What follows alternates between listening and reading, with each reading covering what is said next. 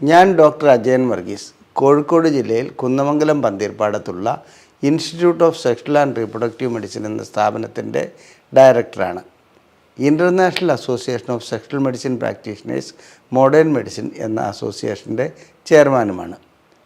ലൈംഗിക ശേഷിക്കുറവിനുള്ള ചികിത്സയെക്കുറിച്ച്, അതായത് ഏതെല്ലാം തരത്തിലുള്ള ചികിത്സ ഉണ്ടെന്നുള്ളതിനെക്കുറിച്ച് പല രീതിയിലുള്ള അന്വേഷണങ്ങൾ ഇവിടെ വരുന്നുണ്ട്.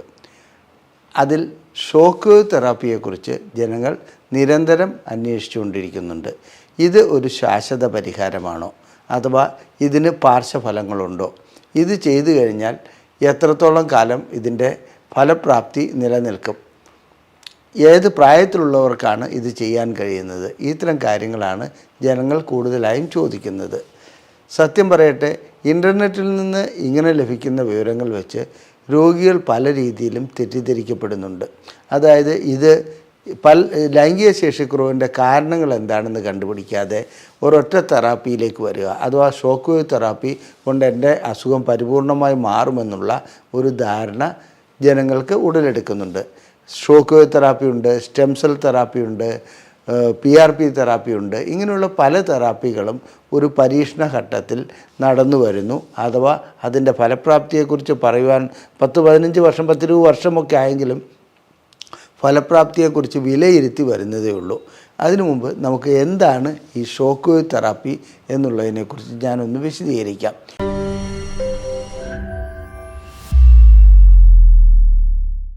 ഷോക്ക് വേവ് തെറാപ്പി സാധാരണ ഇതിൽ തരംഗങ്ങൾ ഉപയോഗിച്ച്, അതായത് ഒരു പ്രത്യേക രീതിയിലുള്ള ശബ്ദതരംഗങ്ങൾ ലിംഗത്തിലേക്ക് അല്ലെങ്കിൽ മറ്റ് ശരീരത്തിൻ്റെ ഭാഗത്തുള്ള കോശങ്ങളിലേക്ക് നൽകുന്നു. ആ ശക്തമായ ശബ്ദതരംഗങ്ങൾ ഉപയോഗിച്ച് അവിടുത്തെ രക്തക്കൊള്ളുകൾക്ക് ക്ഷതമേൽപ്പിക്കുന്നു.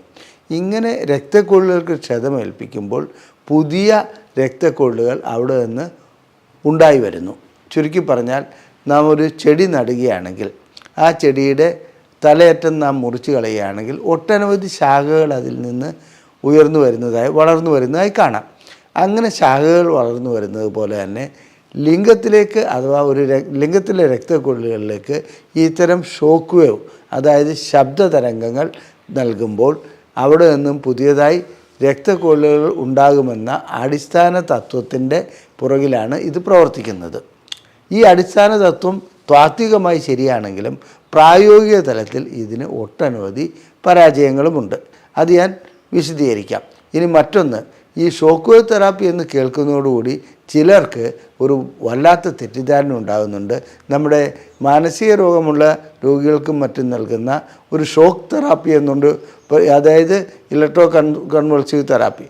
ആ തെറാപ്പി പോലെ എന്തോ ഷോക്ക് നൽകുന്ന തെറാപ്പിയാണെന്നുള്ള ഒരു ധാരണയുണ്ട്. അത് തെറ്റാണ്. ഇവിടെ ശബ്ദതരംഗങ്ങൾ മാത്രമാണ് ഉപയോഗിക്കുന്നത്, ഇലക്ട്രിക്കൽ ഷോക്ക് അല്ല നൽകുന്നത്. അപ്പോൾ ഈ ശബ്ദതരംഗങ്ങൾക്ക് എന്താണ് പ്രത്യേകത ഉള്ളത്?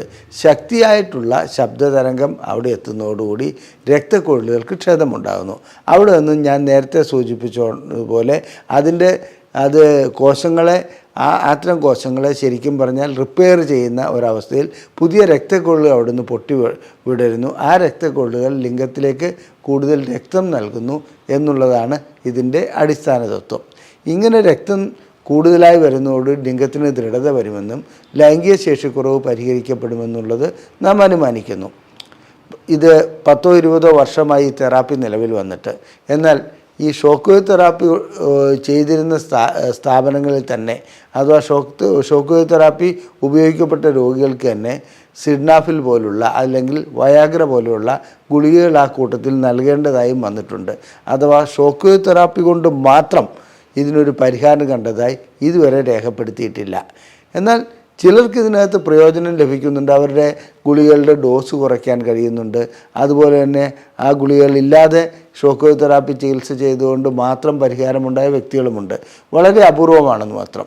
അപ്പോൾ നാം ശരിക്കും പഠനം നടത്തേണ്ടതുണ്ട്, ആർക്കാണ് ഷോക്ക് വേവ് തെറാപ്പി ഫലപ്രദമാകുക. അപ്പോൾ നമുക്ക് തിരിച്ചു പോകേണ്ടത് ലൈംഗിക ശേഷിക്കുറവിൻ്റെ കാരണങ്ങൾ ആണെന്നുള്ളതാണ്.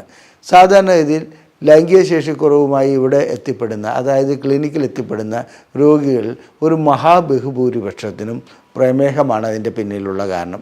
പ്രമേഹ രോഗികളുടെ കൂടപ്പിറപ്പാണ് ലൈംഗിക ശേഷിക്കുറവെന്ന് പറയാം.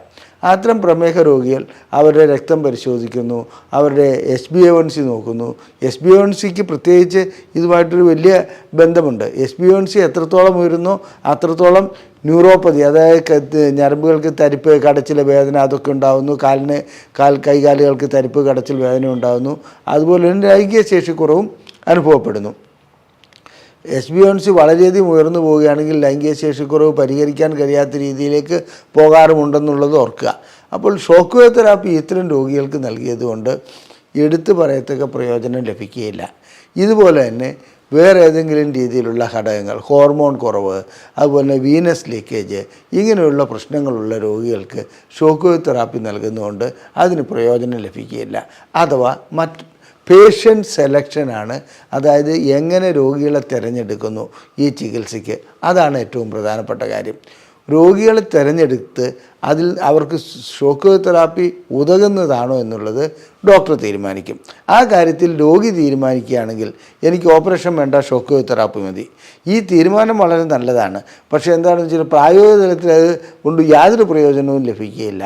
ഷോക്ക് വേവ് തെറാപ്പി നടത്തുന്നതിന് അത്രയും സാമ്പത്തികമായിട്ടുള്ള ഭാരിച്ച ചിലവ് വരുന്നുണ്ട്. ആ ചിലവ് നാം കണക്കിലെടുക്കേണ്ടതുണ്ട്. അത് ഗുണം കിട്ടാത്ത ഒരവസ്ഥയിലേക്ക് പോകും. അടിസ്ഥാന തത്വം ഞാൻ പറഞ്ഞു കഴിഞ്ഞു. ഇനി അടിസ്ഥാന തത്വം വഴിക്ക് പുതിയ രക്തക്കൊഴൽ ഉണ്ടാകുമെന്നുള്ള അനുമാനത്തിലാണ് പോകുന്നത്. അതായത് എപ്പോൾ ക്ഷതമേൽക്കുന്നു അവിടെ VEGF എന്ന ഒരു ഘടകം വരുന്നു. ആ ഘടകം വഴിക്ക് പുതിയ രക്തക്കൊഴലുകൾ ഉണ്ടാകുന്നു. ഇതൊക്കെയാണ് ഇതിൻ്റെ അടിസ്ഥാന തത്വം. ഇതൊക്കെ പറയാമെന്നുള്ളതിൽ എത്രത്തോളം പേർക്ക് പ്രയോജനം ലഭിച്ചു എന്ന് ചോദിച്ചാൽ, നമ്മളൊരു സർവേ നടത്തി കഴിഞ്ഞാൽ ഈ ഷോക്ക് വേവ് തെറാപ്പി കൊണ്ട് അത്ര വലിയ പ്രയോജനം ലഭിച്ചില്ല എന്നുള്ളതാണ് പറയുന്നത്. ഇതിന് പകരം വയ്ക്കാവുന്ന മറ്റൊരു തെറാപ്പിയാണ് സ്റ്റെം സെൽ തെറാപ്പി, അതുപോലെ തന്നെ PRP തെറാപ്പി. അതിനെക്കുറിച്ച് ഞാൻ വേറെ വിശദീകരിക്കുന്നുണ്ട്. ഇനി അടിസ്ഥാനമായിട്ട് നാം ആദ്യം ചെയ്യേണ്ടത് എന്താണ്? രോഗി വന്നു കഴിഞ്ഞാൽ രോഗിയുടെ ലൈംഗിക ശേഷിക്കുറവിൻ്റെ കാരണം എന്താണെന്നുള്ളത് കണ്ടുപിടിക്കണം. ഇത് രക്തസംബന്ധമായതാണോ, ഞരമ്പ് സംബന്ധമായതാണോ, അതായത് ന്യൂറോൺ സംബന്ധമായതെന്ന് പറയുമ്പോൾ നാം ലൈംഗികമായി ചിന്തിക്കുമ്പോൾ നമ്മുടെ തലച്ചോറിൽ നിന്നും സിഗ്നലുകൾ നട്ടെല്ല് വഴിക്ക് ലിംഗത്തിലെ പൊടൻ്റൽ നെർവ് വഴിക്ക് ലിംഗത്തിലേക്ക് എത്തുന്നു. അപ്പോൾ ലിംഗം ഉയർന്നു വരുന്നു. ഇതിനേതെങ്കിലും തടസ്സമുണ്ടാകുകയാണെങ്കിൽ അവിടെ ഷോക്ക് വേവ് തെറാപ്പി ചെയ്തുകൊണ്ട് പ്രത്യേകിച്ച് ഗുണമൊന്നും ഉണ്ടാകുകയില്ല.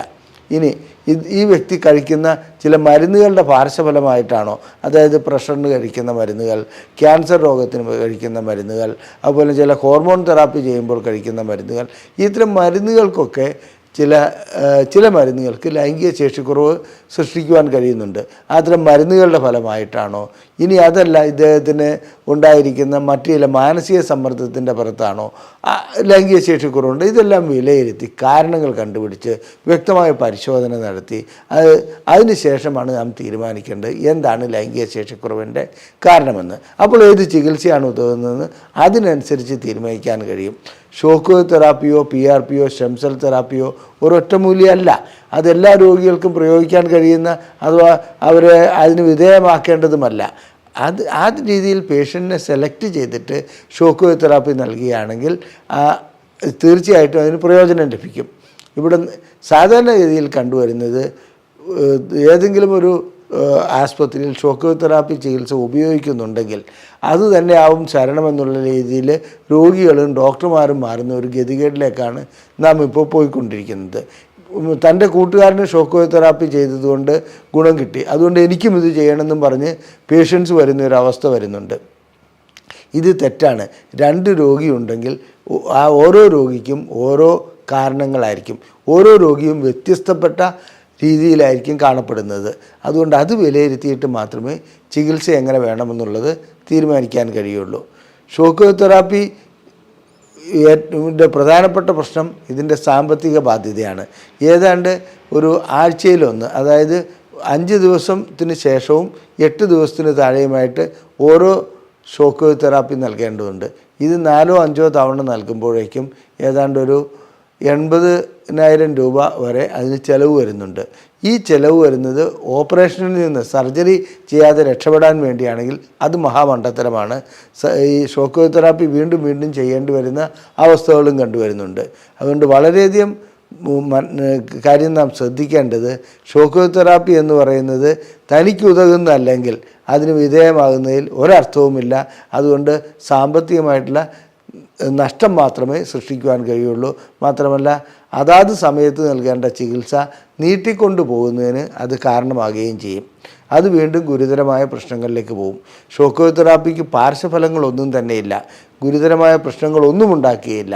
എന്നിരുന്നാലും ശരി, ഇത് സെലക്ട് ചെയ്യുന്നത്, അതാണോ തെറാപ്പി എന്നുള്ളത് സെലക്ട് ചെയ്യുന്നത് ഡോക്ടർക്ക് വിടുക. രോഗി തന്നെ തീരുമാനിക്കുന്ന ഒരവസ്ഥയിലേക്ക് അത് പോകരുത്. ലൈംഗികമായിട്ടുള്ള പ്രശ്നങ്ങൾ ഏതെങ്കിലും ഉണ്ടെങ്കിൽ, അത് ശേഷിക്കുറവാകട്ടെ, ശീഘ്രസ്ഖലനമാകട്ടെ, താല്പര്യമില്ലായ്മയാകട്ടെ, അത് സ്ത്രീക്കാകട്ടെ പുരുഷനാകട്ടെ, ഞങ്ങളിവിടെ ചികിത്സ നടത്തുന്നുണ്ട്. ഞങ്ങളുടെ ചികിത്സയെക്കുറിച്ച് അറിയുവാൻ നിങ്ങൾക്ക് താല്പര്യമുണ്ടെങ്കിൽ ISRM എന്ന് ഈ നമ്പറിൽ ടൈപ്പ് ചെയ്ത് വാട്സപ്പ് വഴി മെസ്സേജ് അയയ്ക്കുക. നിങ്ങൾക്ക് ഞങ്ങളിവിടെ നിന്നും പ്രസിദ്ധീകരിക്കുന്ന ഒരു സൗജന്യ ബുക്ക്ലെറ്റ്, ഒരു പുസ്തകം നിങ്ങൾക്ക് സൗജന്യമായി അയച്ചു നൽകുന്നതാണ്. ഏതെങ്കിലും ഒരു ലൈംഗിക പ്രശ്നങ്ങൾക്ക് ചികിത്സ ആവശ്യമുണ്ടെങ്കിൽ ഈ നമ്പറിൽ തന്നെ വിളിച്ച് ബുക്ക് ചെയ്യാവുന്നതുമാണ്. നന്ദി, നമസ്കാരം.